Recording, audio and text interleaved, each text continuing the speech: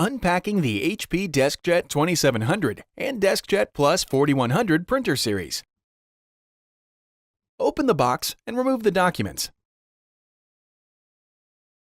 Remove the printer power cord and USB cable, if one was provided with your printer. Remove the black and tricolor setup ink cartridges. These cartridges are designed to initialize the printer and must be used during the hardware setup. Set the box on its side and remove the printer from the box. Remove the plastic from around the printer. Remove the blue tape from the back and bottom of the printer. If present, remove the long piece of tape securing the output tray and then open the tray. Pull the right piece of tape on the front of the printer to open the cartridge access door.